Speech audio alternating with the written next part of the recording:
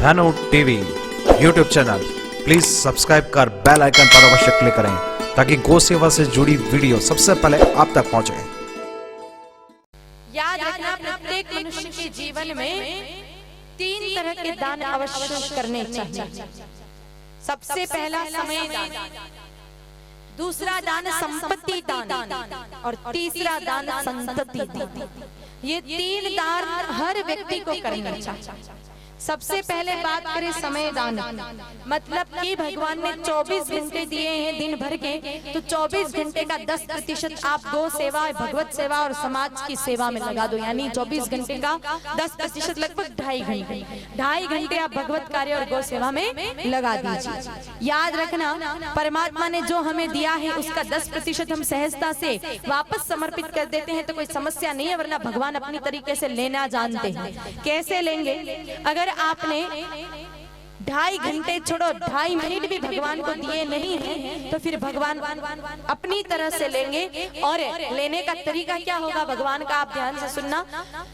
देखा होगा आपने 2 तरह की मौतें होती हैं। एक तो इंसान ऐसा होता है जो खेत में गए या मंदिर गए, दादाजी वापस आए, पोते पोती को कह रहे हैं कि बेटा कुछ नींद सी आ रही है, सो रहा हूँ, थोड़ी देर बाद उठा देना। दादाजी ये कह के सो गए और सोते सोते ज्यादा समय हो गया, पोते पोती को लगा अब दादाजी को उठा देना चाहिए, समय काफी हो गया। दादा को उठाने के लिए पोता पोती गए, हिला हिला करके थक गए, पता चला दादाजी हमेशा के लिए सो। ये बहुत अच्छी मौत है कि किसी के हाथ का पानी नहीं पीना पड़े और किसी की सेवा नहीं लेंगे। और दूसरी मौत ऐसी होती है कि कोई दादाजी बीमार हो गए, डॉक्टर के पास बच्चे लेकर के गए हॉस्पिटल में ले गए तो डॉक्टर ने कहा भर्ती रखना पड़ेगा। मेरे भाई बहनों, कई सारी सुइया चुभो दी, ग्लूकोज चढ़ रहे हैं और 1 दिन बीता, 2 दिन बीते, महीने 2 महीने बीते। अब बच्चे इतने परेशान हो जाएंगे कि भगवान के मंदिर में जाके वो प्रार्थना करेंगे हाथ जोड़ के कि हे भगवान अब तो दादाजी को उठा ले, कब तक काम धंधा खोटी करें। तो ये बदतर मौत है जिस दिन खुद के बच्चे ही आपकी मौत की प्रार्थना करने लग जाए। अब इन दोनों मौतों में इतना अंतर क्यों है, क्या कारण है? तो सीधा सा कारण है मेरे भाई बहनों, जो इंसान अपने 24 घंटे में से 2.5 घंटे नित्य भगवत कार्य और गौ सेवा के लिए लगाता है तो उसकी मौत भी बड़ी सहजता से आ जाती है, उसको कोई कष्ट कोई पीड़ा नहीं होती है मरते समय। और जो अपने जीवन के 2.5 मिनट भी भगवान के लिए समर्पित नहीं करता तो फिर भगवान उसका हिसाब बनाते हैं। 1 दिन का 2.5 घंटा, 2 दिन का 5 घंटा, 3 दिन का 7.5 घंटा, 4 दिन का 10 घंटा, जितने दिन आप जियोगे रोज के 2.5 घंटे आप जोड़ते जाओ, फिर अंतिम में जितनी टोटल आपकी आएगी उतने घंटे भगवान मेरे भाई बहन उस व्यक्ति को हॉस्पिटल में भेजेंगे। फिर उतने घंटे आपको नर्सों के चेहरे और बोतलों के टप के टप टप टप टप देख के ही मरना है। अब तय कर लो कि या तो जीवन भर 2.5 घंटे भगवत कार्य गौ सेवा में लगा के मरना है सहजता से, या फिर अभी समय नहीं दो तो वो सारा समय हॉस्पिटलों के बेड पे गुजारना है। आप आज ही तय कर लेना, आपके हाथ में है दोनों मौतें। और याद रखना, देना तो पड़ेगा, या तो गौ सेवा में गौशाला में जाकर के और सेवा करके दे दो, नहीं दे सको तो फिर हॉस्पिटल में अंतिम समय देना, बाकी बिना दिए तो बचे नहीं पाओगे। अब हॉस्पिटल में परेशान भी हो, बच्चे भी परेशान हो, तकलीफ भी पाए, तो उससे तो अच्छा है कि थोड़ा थोड़ा अभी हम भगवत कार्य और गौ सेवा में लगा देवे अपना समय। तो सबसे पहला दान समय दान, दूसरा दान संपत्ति दान, जितना आप कमाते हैं उसका 10% गौ सेवा में समर्पित करो। 100 रुपए कमाते हो, 90 रुपए खर्च कर दो, 10 रुपए गौ सेवा में लगा दो। मैं तो कहती हूँ 10 रुपए भी नहीं लगा पाओ कोई बात नहीं, 99 रुपए खर्च कर दो, 1 रुपया लगाओ, लेकिन इतना भी लगाओ तो सही।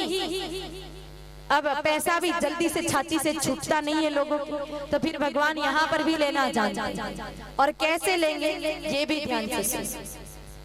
देखो मेरे भाई बहनों, मैंने आपको पहले ही बताया था कि गरीब इंसान होता है ना, उसको ज्यादा बीमारियां नहीं होती। क्यों नहीं होती?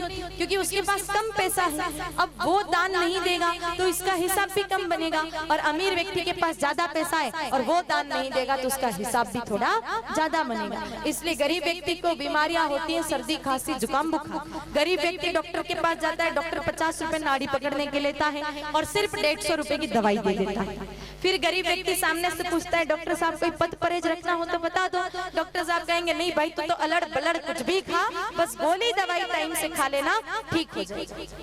और हो भी जाता है वो गरीब इंसान ठीक, लेकिन जब पैसे वाला बीमार पड़े, BP, sugar, cancer, heart attack जैसी तो बीमारियां होती हैं, डॉक्टर के पास जाएगा, डॉक्टर 500 रुपए तो मात्र नाड़ी पकड़ने के लेगा, ऊपर से 5000 की दवाइयां देगा और फिर 5 चीजें बंद भी करवाएगा। नमक मिर्च मत खाना, गुड़ तेल मत खाना और चीनी बिल्कुल मत खाना, क्योंकि नमक ज्यादा खा लिया तो एसिडिटी अल्सर हो जाएगा, मिर्ची ज्यादा खा ली तो और गंभीर बीमारियां हो जाएगी, नमक से ज्यादा बीपी बढ़ जाएगी, अगर गुड़ चीनी खा ली तो शुगर जैसी बीमारियां हो जाएंगी, और तेल भी तो मत, बिल्कुल ही मत खाना, क्योंकि 2 ब्लॉकेज पहले से हैं और तीसरा और हो जाएगा तो राम नाम सत्य हो जाएगा।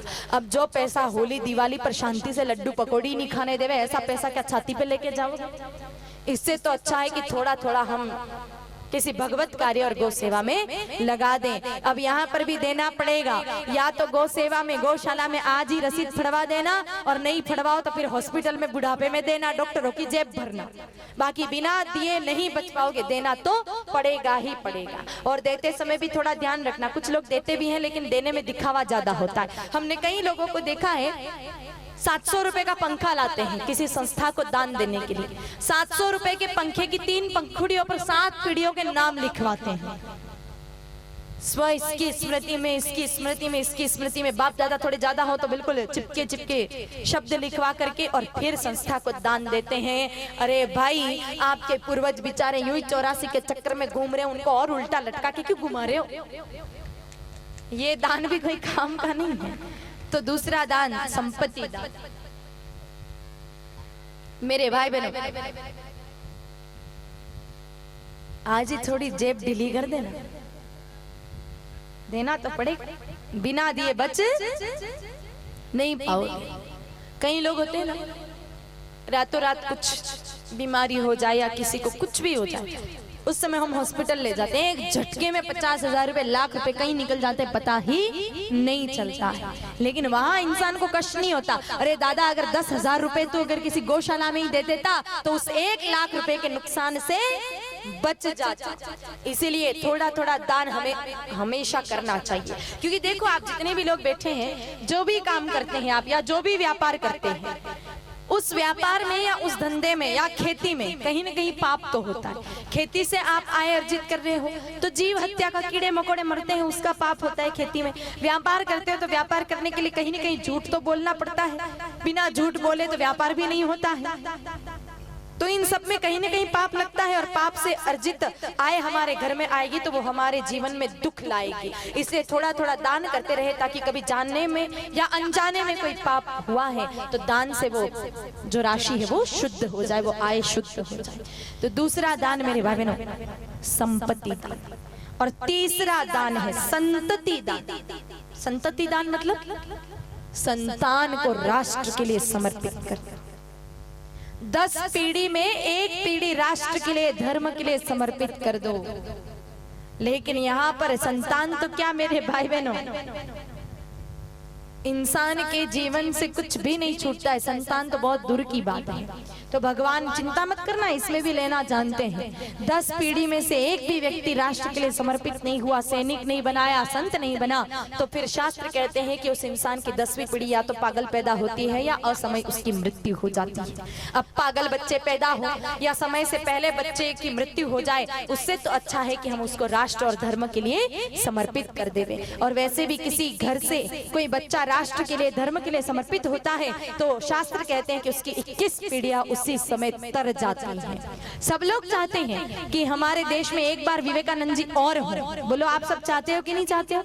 चाहते हैं, लेकिन ये चाहते हैं कि पड़ोस के घर में हो, अपने घर में नहीं हो। तो ऐसे कोई विवेकानंद जी आने वाले नहीं है। विवेकानंद जी बनाने हैं तो खुद के बच्चों को इतना योग्य बनाओ, संतान को राष्ट्र के लिए समर्पित करो। पर नहीं महाराज, मारो छोरो गंजेड़ी बन जावे तो चाले, मारो बेटो जुआरी बन जाए तो चाले, रोज पी पी के ठोके तो ही चाले, पर संत तो कौन ही बनाओ।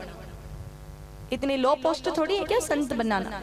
मारे कूटे पीटे तो भी चलेगा, लेकिन संत बनाएंगे बिल्कुल भी नहीं मेरे भाई बहनों। संत बन जाएगा ना तो जीवन को पूरी तरह से सुधार कर देगा, सारे राष्ट्र में आपके नाम को रोशन करेगा। इसलिए एक एक संतान राष्ट्र के लिए जरूर समर्पित करनी चाहिए। तो ये 3 तरह के दान होते हैं, समय, संपत्ति और संतति।